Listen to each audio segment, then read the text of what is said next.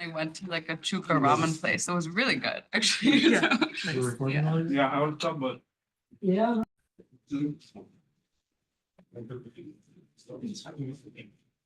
Hi, everybody.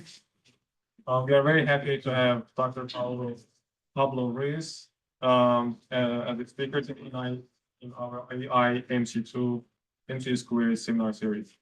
So Pablo is a co-founder and CEO of NewGrid, a grid optimization company where he leads the team that develops topology optimization software technology and provide congestion monitoring and mitigation to utilities and market participants.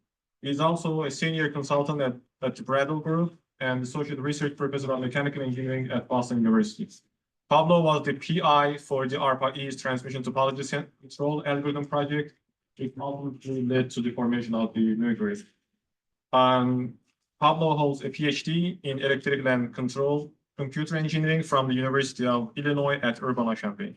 And with that, we are here today.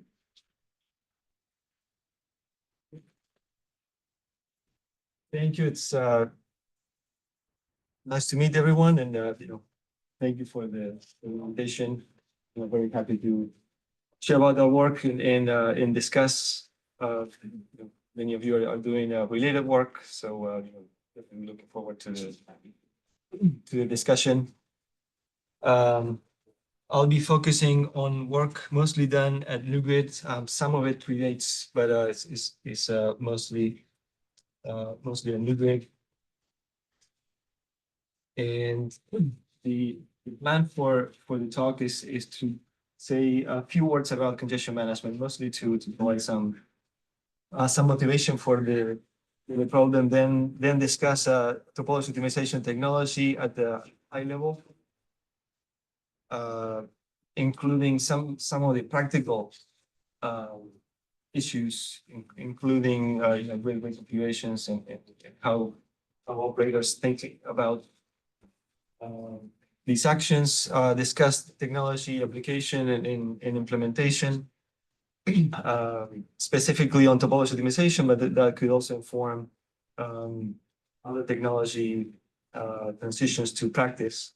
And then we'll, as we do that, and after doing so, we'll provide many case studies of this particular technology applied to different problems. We'll wrap it up with some research questions that are outstanding, some directions, and some remarks. I believe the practice is to discuss as we go, and happy to. So don't hesitate to bring up questions.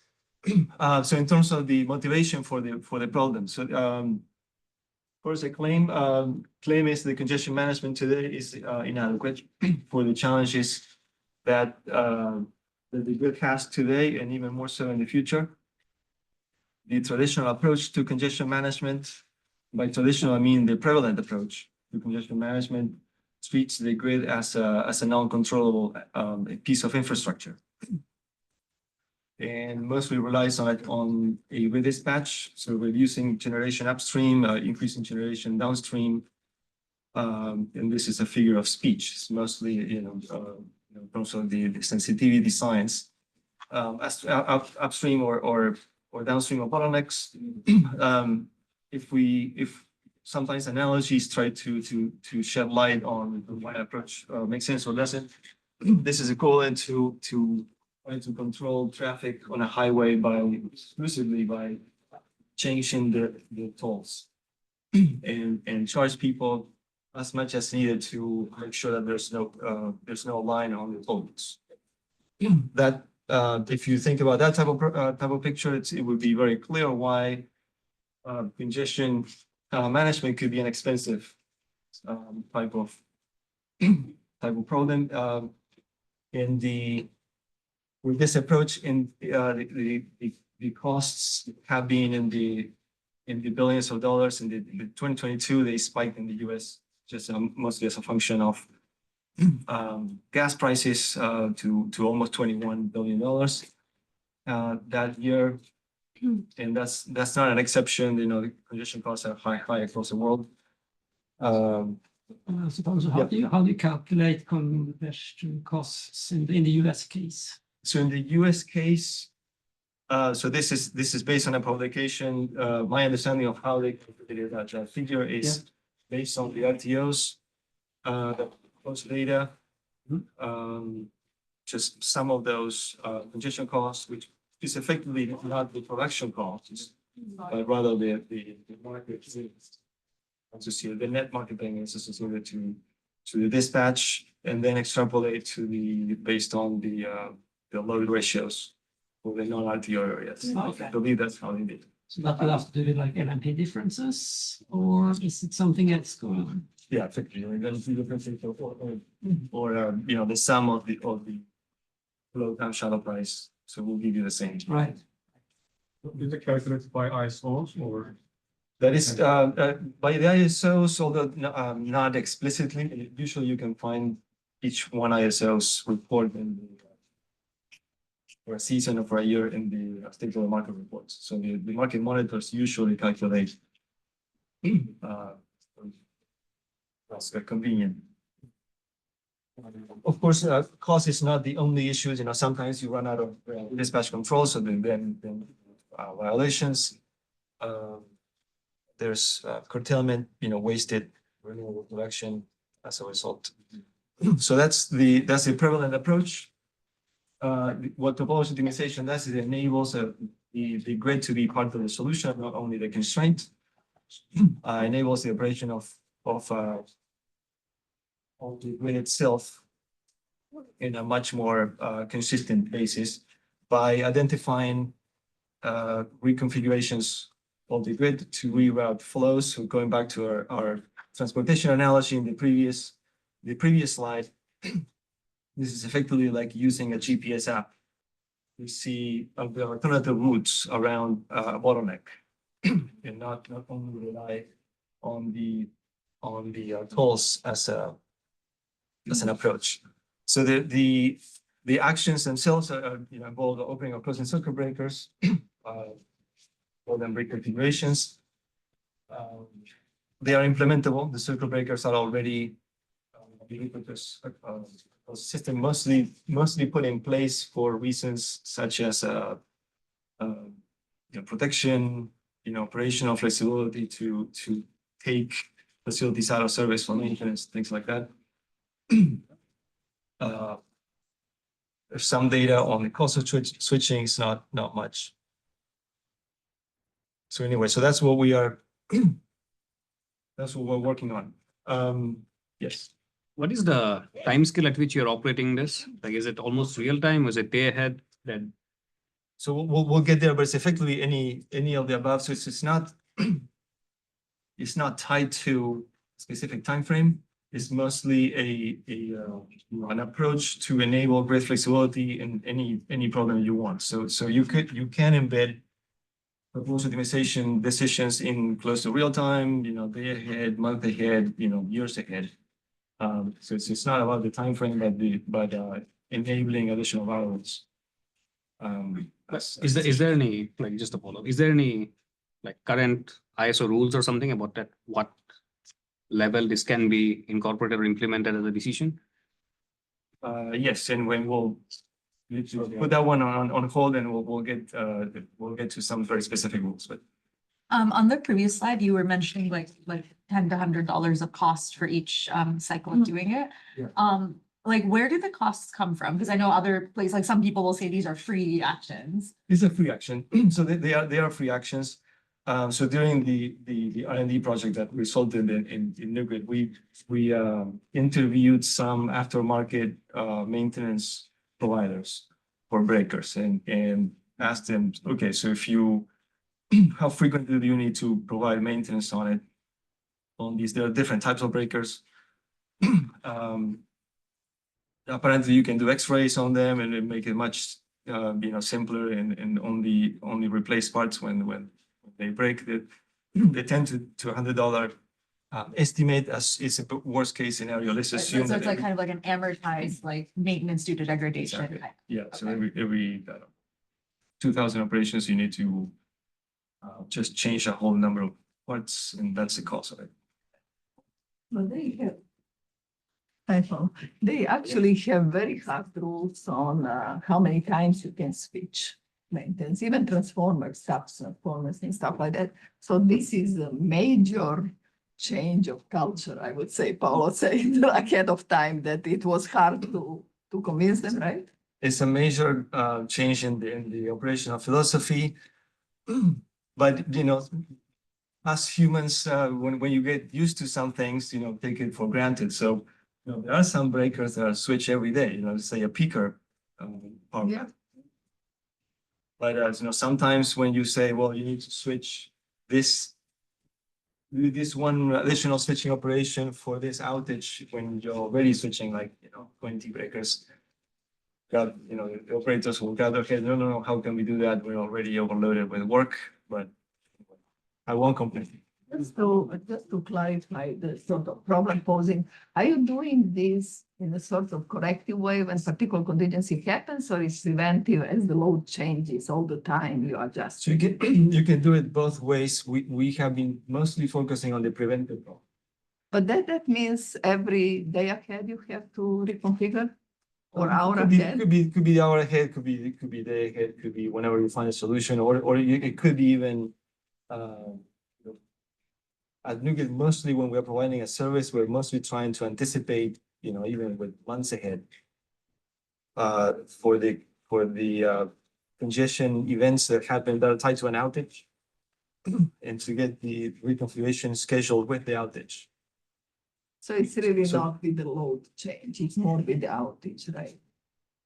It's a low hanging fruit, so, you know, we're trying to, get to the obvious congestion events. Okay. So that it's obvious also to the operator, you know, we have a much simpler conversation at that point. You know, once the technology is used in real time, then I can. I believe that the hour ahead timeframe is probably a good one. You know, certainly, if you do it in one time frame, you should at least model those actions in other timeframes.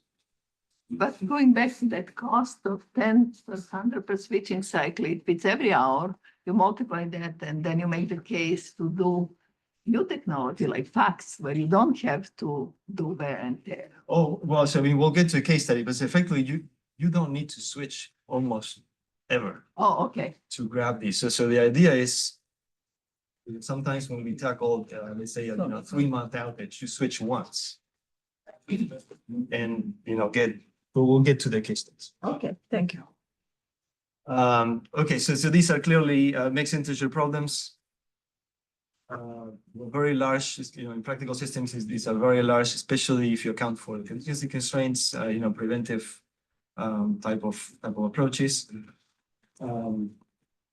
The idea itself, you know, topology optimization can be used to augment existing problems, you know, dispatch, unit commitment, planning, outage coordination, you name it, or as a standalone. So if the only solution variable, the only decision variable is switching, which, you know, could be the case for some corrective actions, like if you formulate it as such. Objective functions can be whatever objective functions you want in decisions. In problems in power systems, you know, production costs, one example, you know, exceedance or overflow limits, but it could be anything else that you want, you know, emissions or whatever. And just one more question, is this all DC based? So, you know, it can be DC. What is now? So the approach we have is AC for base case and then linearized DC For for everything else, okay. the contingency constraints. Okay. And then with a final loop to check DC. that the contingency performance in AC is okay. And usually checks, but you know, sometimes. It doesn't, the voltage is never checked. So anyway, and of course you can add the switching cost if you want to in the objective function or not. In terms of constraints, in addition to the standard constraints, the ones that get impacted are clearly the base case transmission flow constraints. Those become a function of the topology. If you're solving a preventive control problem, you need to also change the post-contingency transmission constraints. And then there are a number of classes of topology optimization specific constraints. Obvious one, solution space, what are the feasible decisions, which branches could be energized or least be energized, or which substations could be reconfigured or not. But then there are a couple that are a little more challenging. So you would usually not want to radialize elements, especially load, if you can avoid it. Sometimes there's the alternatives even worse. So in those cases, you do. So you have those constraints. And then you want to make sure the solution is acceptable from a solution complexity point of view. So there are some, complexity limitation constraints. The simplest one would be limiting the number of switching operations. There could be some intertemporal constraints about that too. Yeah. Are you going to talk about how this interacts with the market? We'll get to, so this is the only, quasi formulation slide. Sure. Felt that was, so now we're interacting with the market. So the question is, why do we go into all that trouble? Yeah. To add those variables and work on a individual product? But the answer is because it makes a big difference. So this is a case study with SPP. You can see the location of SPP in the map. The left-hand side was a historical case, and we are displaying real-time prices. And then different colors show different prices. Cooler colors mean lower prices in the area in purple is the locations with prices below -$10. So, really negative, with curtailments. There were 3 binding constraints. One was resulting in weak curtailments. Another one was resulting in a major overload to about 20%. That's that overloaded constraint was the reason why SPP selected that case for this specific project. It was actually causing a nightmare to the control room operators. And another constraint in binding constraint, but under control in the Texas Panhandle. So on the right-hand side, you see what would have happened under those historical conditions had SPP run topology optimization in real time, or had they been prepared to reconfigure appropriately under those system conditions. There would have been almost no congestion. That's the answer. So no curtailments, no breach, and that solution actually was used for about a year until a local reinforcement was put in place to address that ongoing issue. That constraint had been the most significant constraint for about a year prior. So this was standing issue. And still some congestion, you can barely see in the screen, there's still some congestion on the panhandle. So this doesn't mean that you can solve all congestion with topology optimization, but it does mean that there are some scenarios whereby optimizing the configuration of the grid itself can be highly impactful, highly beneficial. Yes, a big point. So you said it discontinued for a long time, this kind of congestion patterns? The specific one that SPP had selected. Is there a reason MISO never considered any kind of change in topology? Is it because of some reliability? No, they didn't know. They don't even touch it. So, but no. So good question. They do use reconfigurations based on experience, and which means that they rarely use them. But when there's a big storm and something goes wrong, we'll mention one example. If they need to come up live with a reconfiguration, it would be the same thing as, let's say, driving a car. 40, 50 years ago, you get into a major congestion bottleneck. You see the cars in front of you not moving, and you start wondering, what do I do? You're kind of shooting in the dark because you don't have, 40, 50 years ago, there were no GPS available to the. So that's effectively the type of. They were quite excited to see the option. Oh, first time. Oh, you can go if you want. No, that's my. Oh, so one chance, like, it seems like on the right side, we see everything is nice and like, there are no Blue sky. conditions anymore. But I'm curious, like, if, like, this, switch or couple of switching, or I don't know, like, how many switching happened to create this right-hand side, right? Is there some analysis that was done after that showed maybe some new possible regions where congestion can happen now because of this new Reconfiguration. reconfiguration? Yeah, because the reconfiguration changes flows of the other parts, right? Right, so the right-hand side already accounts for the change dispatch. And, nothing, no new constraints came up, can they? Yes. So in this particular example, no new constraints were binding after the change in flows. Does that mean that the system is robust? And In iterative, right? You can repeat, right? You can repeat. You can do it iteratively till you get rid of. Oh, the exactly, other yes, ones. yeah, and so, Yes, you can- when these are no-cost actions, I think, who's thank you. effectively by, $10, $100, is, might as well be free. So Actually, you, that- you repeat and when a congestion, maybe you don't wait until congestion actually happens but when flows are within a certain range, you already start developing a solution and implement it. But again, you don't need to be switching all the time. That's part of the fine. Actually, my comment was more on what do they do now? They have these nomograms, like for that very bad flow over. Yeah, they have books which say, okay, for that particular thing, I am going to do this if it flows happens. Right. Do So you, what- so the do you question was- compare, what you get with their nomograms? Sometimes. So in this case, they had no solution. I mean, they always have a solution. Solution was if they continue, well, first of all, you charge the market a fortune, right? This is an overload. But then if the contingency happens, and that becomes an actual overload, not just, N-1 overload, then you shed load. So they were out of control downstream, effectively. It's a very narrow, as you can see graphically, it's a very narrow area. So depending on which units are running, you run out of control. I was gonna ask, is there some notion of like the base topology that the operator wants to return to after some time? Are they comfortable? Okay, now you've made this particular reconfiguration. This is sort of what our system looks like now.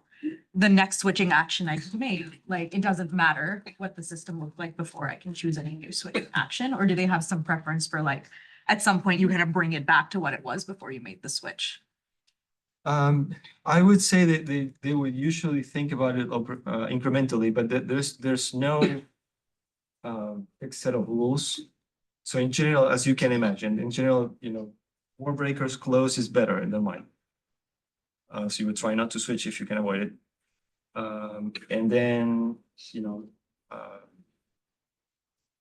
but they wouldn't want to switch too frequently. So the other question is, do you switch in and out and in and out? Usually that's not a good idea.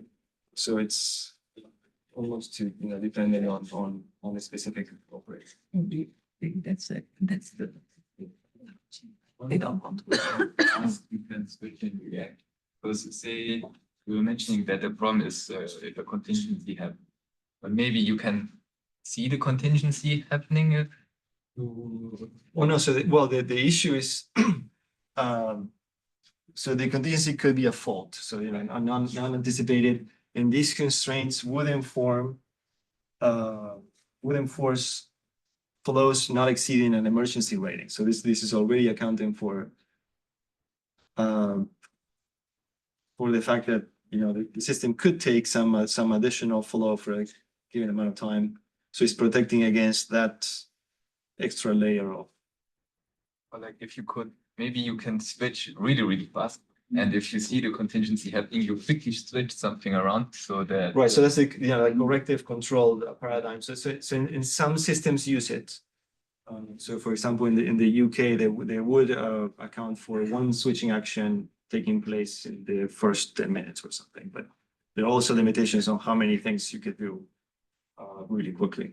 There are also problems that we are not even modeling here. And exactly. Things can go unstable. And I think this is where there is a tough question. We face it all the time. if you just do steady state scheduling or steady state switching, and that's your math, then facts are better. Statcoms, they're beginning to put statcoms in to stabilize at the same time rather than reconfigure. I don't know how you deal with that question. Does that question come up for you? So the question has come up yes, times. many times. It's region specific. So the operators engineers would know when well, first of all, there are not too many switching actions to begin with. So that's comment number one. But and so the disturbances, if you want to think about it that way, are not big. So the intuition of, you know, when do stability constraints matter is probably about right for the Smaller changes. right. So they would run in areas that are known to have stability challenges. They would run stability analyses prior to implementing. You know, sometimes the finding has been, I don't think I have any examples in this deck, but the finding has been when you reconfigure to mitigate constraints in a stability limited area, many times you're actually fixing the stability issue too. Because, you know, there's a correlation. If you're moving too much flow, then you're disturbing everything, right? And so if you're evening up the flow, chances are you're also helping out at the same time. And also to get back to the end market perspective, it's nice with the blue sky on the right, but if you happen to own a generator in that red area, you may not be so happy, right? So you would, yes, yeah, and so that was our expectation going into this. What we found was that even those units know better. So there are two things. One is that they know that this is a repeat game. And so overall congestion is cost the whole market. And so the fact that they're benefiting right now doesn't mean that they will be even worse off tomorrow. And so in the cases where we have found solutions that you would think benefit some market participants, they have not objected. Now, if they were to object, they will look, you know, quite bad. That's effectively protecting quasi-monopoly type of condition, right? So it wouldn't fly well with the market monitor. And then something else that we learned during the process, I was very surprised, is that you never know. Because some of the market participants have, you know, highly diversified portfolios. So they may own a unit here, but, you know, 3 units over there too. And so overall, they may be hurting more than gaining. Do they have FTR, financial transmission rights? And then so that's the other question. You know, how do the FTR traders react? That's going to be affected. They are going to be affected. Their main comments was, you know, clearly they wouldn't get on the way of increased operational efficiency, that they will be again shooting themselves on the foot. The main ask, which makes a lot of sense, I think that's an ask for the whole market, is transparency.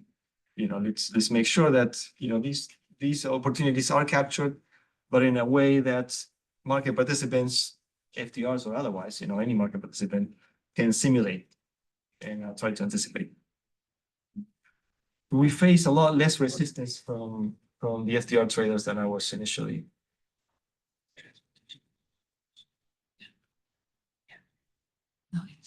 Okay, so previous slide was showing market impacts. This is flow impacts from one of the most significant constraints in SPP. Yeah, that's it. You can see that the constraint flow is the line in black. The limit is the line in magenta, and we are showing about 3 days. So this is a long period. You can see that for multiple hours, the constraint was overloading. The actual constraint is an overload on one transformer for the loss of a parallel transformer. You don't fool around with transformers. So the chances of having a failure, it's significant. And then if it fails, then you're about, you know, one year on the queue waiting for a new transformer.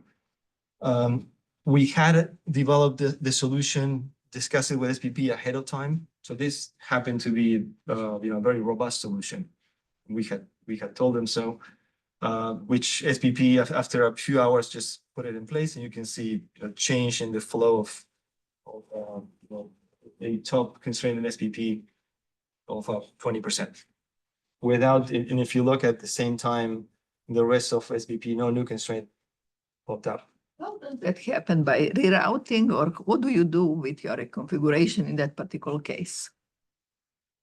Great segue. Okay, sorry. So what are reconfigurations? They come of different flavors. They could be opening or closing a branch, line or transformer.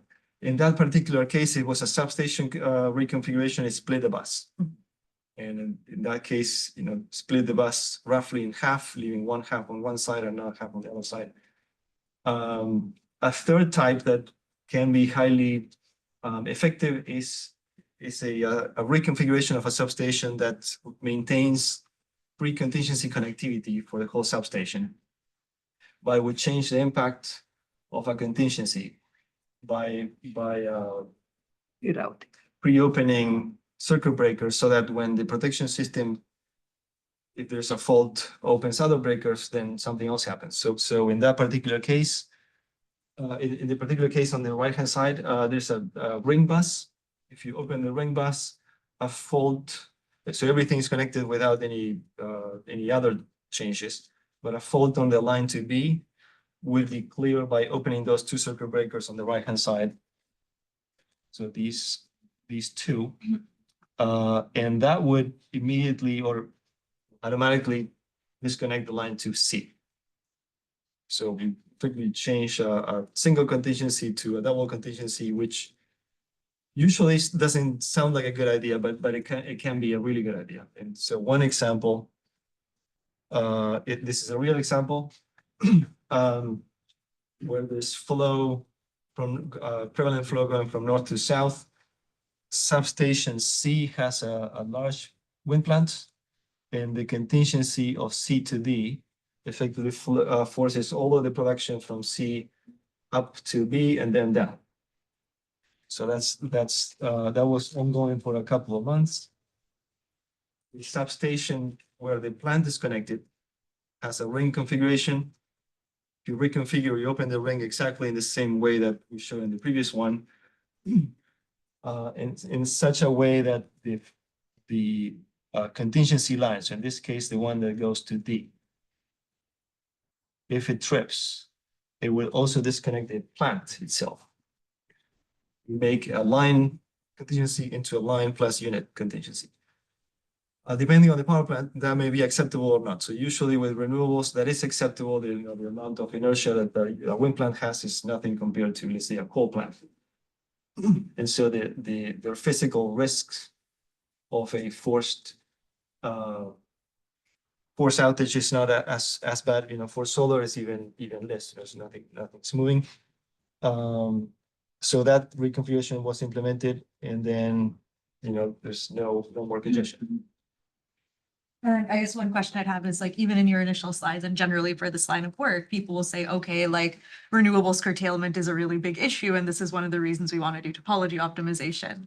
But here's sort of an example where we're actually intentionally inducing a contingency on a renewable generator because it's easier to do that. And so to what extent actually do you feel like the way topology optimization is used in practice is actually like mitigating curtailment versus actually potentially leading to more renewables curtailment? So it's usually mitigated, and so in this case, the plant owner loved it because they were effectively not so they were before the reconfiguration they were curtailed preventively, just in the event that the fault on the line C to D occurred, which never occurs, right? And this happens once every 5 years, and so they were being, let's say, penalized, curtailed. To protect against that eventuality, if they agree to be part of the eventuality. So okay, so if that happens, we are automatically out, and there's no just by as a consequence of the reconfiguration and the protection system. So there are no more communications needed, nothing. So in that case, they went from a significant curtailment to being fully insulated from any constraint that was derived from that contingency because they became part of the contingency. So it's a unique, it's not quite rerouting, but just changing applications of faults.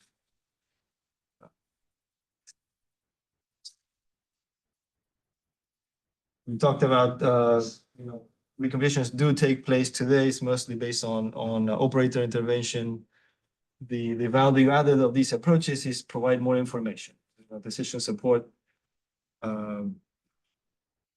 And what we have in mind is not necessarily a control technology, but again, an advisory technology.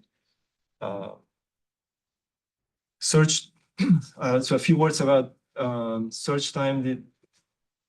Because the problems are very complex, effectively you have to resort to heuristic approaches or simplifications and things, and then you check. So with that taken into account, what we see is that in the tens of seconds to single-digit minutes, we have been able to find really good solutions. That's the order of magnitude in terms of the solution approach that we have been taking at NewGrid. This is specifically designed to support operations planning in quasi almost real-time type of decisions. So for us, solution speed is important, and more important than finding the optimal. So we are looking for really good solutions very quickly. So in this case, you are solving, you said earlier on, like a mixed integer. We're not solving a mixed integer. Yeah, we need to solve. We need to use heuristic approaches. The problem is too large. The problem is too large. Yeah. And we are looking to be in that sub 5 minute solution time to be able to apply to real time. Are there any counter examples when you expect, your heuristic says this will improve it, and you get actually just opposite effect? Oh, yes, of course. I don't mean because of heuristics, but like even if you look at the graphs, in the network, there is this effect, Wheatstone bridge effect. That if you remove the line. Brayer's paradox or something. Yeah, the Bragg's Bragg's paradox. We had a PhD student at CMU who did a whole thesis on that with Lester Lake. You just get opposite effect. Do you see any ever examples of that? Well, so we are actually looking for those to We'll give you reconfigure, some. right? We'll give you some. Okay, Like, let's follow up. in terms of the reconfiguration search is looking for those cases where an operator Right. would think that having a circuit breaker closed is a good thing, and effectively the algorithms are saying, these circuit breakers should be open. Seth Bloomstack from Penn Yes. State and Paul Hines, they worked on that like for 5 years on those counter examples. So there is a whole batch of those. But I Exactly. was just wondering with your search, do you find a lot of those or not really? Well, so that's effectively what the search is finding those examples. But the one that are counterintuitive, you think you are removing the line and this will reroute, but it doesn't or something. Well, I mean, some of those may not be intuitive, or once you show them to an expert operator, they would understand how the reconfiguration is working. In the case of the bus split, for example, but an operator wouldn't come up with them up front. That's where the counterintuitive parts comes. Part of the reason why the problem is hard is the contingency analysis, especially in large problems. So the objective is to make the reconfigurations reliable under the whole list of contingencies of interest. So the way we tackle it, I referred to it before, is use, as part of the search, we use a linearized contingency analysis, so that's much faster. And then for the reconfigurations that the user deems promising, not for everyone, they can run full AC contingency analysis. And I think we tackled the timeframe question. So that, you know, the idea is topology optimization as a tool in any problem that is dealing with flow limitations. Just on the long-term part there, we do some work in transmission planning. So it seems like this, your approach could perhaps reduce the need for transmission expansion. So I think that's an open question. Yeah. I think as an industry, we know that we need more, we need transmission expansion, especially to support the energy transition. The question is which lines and what design, and you know, to what extent, if the system is operated already flexibly, will that change the type of planning portfolios that will make more sense? Since perhaps there are substation designs that are more flexible, and they may be more expensive upfront. So if you don't model the benefits of flexibility, you wouldn't capture those. Or there may be lines that under normal conditions will not provide a lot of loading relief on binding constraints, but they could be good candidate lines to reroute to. So I think that is an open question. So you should account for this when you do the transition planning. Yes. Now, of course, you know, you can't put you shouldn't count on it in planning if you're not sure that it will take place in operation. So, you know, there's the chicken and the egg. Yeah. We are trying to really push the operations front so that we can move to planning, or, you know, effectively, you know, enable the community to tackle the planning problem in a practical way. So anyway, so previous slides show the different applications, or some applications. It's not an exhaustive, not meant to be an exhaustive list. This slide effectively shows the same, but from an integration with other technologies type of approach. There are some applications are much simpler from the point of view of not needing to hook up an existing system with a new piece of software. So we started from the simplest that we could find, which is effectively providing processes for market participants that identify really robust reconfigurations that would be beneficial regionally, not just for them, and that would not cause other issues. Provide a process where they can communicate at the RTOs, where they can communicate those opportunities, and for the RTOs to entertain those requests. But by the way, this is also quite transformational. So it's effectively giving transmission operation tools to entities that, you know, before had not only no control, but almost no visibility into what the opportunities were. So we effectively work with form stakeholder groups. And I can tell you that when we started NewGrid, I was not thinking that we would need to form stakeholder groups for different regional markets, but we did. We were successful in MISO after a few years. MISO now has a formal process to entertain requests for market participants. And OPSAT and SPP, we have also been working on there, and they are putting in place similar processes this year. So these are all day ahead, or? So this is actually not even day ahead. They would take suggestions for reconfigurations that are for constraints that are binding in real time, but these are designed to be, I would say, month ahead, 2 weeks ahead to month ahead to maybe 2 months ahead. And so where's the slowdown coming from? Some operators are used to switching, some are not, and the ones that are not, you know, need to try to shoot at it for every scenario that you can think of every 5 times. But you know, the fastest that we have been able to, so we are supporting market participants as the service provider in this process. So this is the picture of the diagram for that MISO posted for their own process. So identifying the problem and identifying the solution, that's on the market participant shoulder. So if they are motivated to, because they're hurting, then they can do that. And then MISO and the transmission operators would evaluate those suggestions. Yeah. There is one potentially very unpopular application on this. When the restructuring started, some transmission owners came and said, how can we evaluate sunk cost in transmission?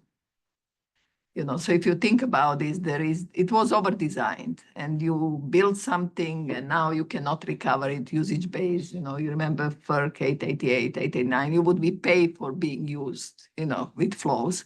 And they were very concerned about sunk cost. Is the output from this methodology basically saying these are the ones which statistically would not be used at all? I think it would be great to look into that, but it's not very popular. It's not very popular. We did find one where the transmission operator said, well, actually, this line is about, Take it 100 out. years old. Take it out. It will become normally open. Yes. And then, probably retire. Because it's not used or it doesn't have value. They didn't retire. So they left it as normally open to be able to use it in the few scenarios where they was needed. I see. But that could be a problem in regions where the regulatory framework compensates or puts some criteria on the percentage of time that an asset is used. So what we have been saying is, well, you should be paid not if you are used, but if you are available. I mean, when you install a peaker, the peaker may not run for the whole year. That doesn't mean that it's not useful. It means that you probably didn't need it, hopefully. But I think the transmission is even more interesting because the infrastructure is so old. So which ones you would retire and replace with something else? I mean, nobody has tools for that, right? So if you have a handful of those very old ones, you're saying, and they don't have value, then you go and tell people, get rid of those and build somewhere else. So your planning thing, I don't know what you do with planning, but does it take into consideration the aging part of the infrastructure? This is I think the planning, there are many open questions in planning, so. yeah, it's so a huge issue, yeah. I think there was another, yes. Yeah, and I realize this is sort of a first step along the way, but I'm curious about the dynamics of market participants who probably by definition know less about the system than the operator, or you submitting requests and having access to sort of the full set of information about the topology that they would need to optimize, and just what that's been like, sort of creating that request process. Yes, so the nodal markets usually are pretty good, not all of them, but usually are pretty good about posting information about not only market results which are public, but also they do provide underlying system information to their members. And so what we have been doing is effectively using that data that it's not public, but it's under NDAs, but it's for any member to access to develop these opportunities.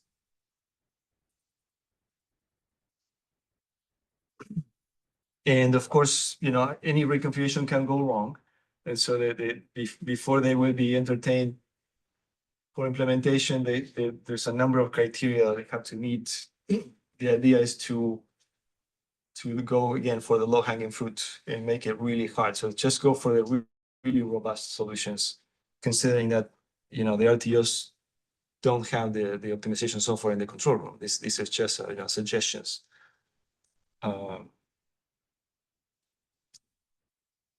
So next, I have a number of case studies from these. So the first one is Time check. So some people need to take off at noon. So. all right. Yeah. So We have a few more minutes for the online participant to ask questions with us at the end. Maybe 2 minutes. yeah. So let's go. So there are a number of Did I miss that? That was the biggest. You can send us links. case studies. I'll post Yeah. here. So leveraging these type of approaches where these are market participant initiated. We have been working with Alliant Energy. Alliant Energy is a transmission dependent utility. So they are a load serving entity. They do not operate their own grid, but they have transmission providers. I've been working with them for the last 3 years. In those 3 years, we have been able to save their transmission customers 25% of the net cost of congestion. This is accounting for all of the transmission rights that those entities have and everything. So the impacts can be very large. If all of the opportunities we studied had been used, and some of those were found out after the fact. So this is not necessarily, let's say the transmission operator's fault, but rather we're looking to size the opportunity. Our back of the envelope is roughly you can reduce cost by 50%, which is Wow. Have you ever heard anyone try to defer investments based on it? Like any of those kind of distribution utilities or this load serving entities? So at the moment, they need to invest so much that it's mostly about, what do you prioritize? What can you enable? At the end of the day, building new transmission can be a challenge, and it's a long-term process to begin with. Have some experience with impacts during major storms, but it's end with some research questions. So certainly on the planning side, there are many questions. So optimizing the underlying system topology, maybe the a priori preconception could be, well, that would defer the need for some transmission projects, but it may also just change the type of project build. And then the other question is how do you ensure that you're not putting, as a system operator, you're not putting yourself in a corner? So to what extent do you count on these opportunities in planning, or do you only inform the plans, but still not necessarily plan just in case, some other contingencies occur? And then, going back to the brace paradox, how to convey to the industry that, more is not better. That you can have improved reliability with some breakers open. Improved risk, lower risk. We have examples of that, so we can follow up, yeah. Let me ask online participants. So, if you have any question from online participant, please unmute yourself and ask. Also, to the point about topology optimization versus topology planning, is there like a difference between the two problems? Like, because I think about transmission planning, like you could start with Changing the small topology. Yeah. So At a very high level, there's no difference. I guess most of our focus has been changing the topology. What's there. But you could also view like expansion as looking at everything that could be there and then switching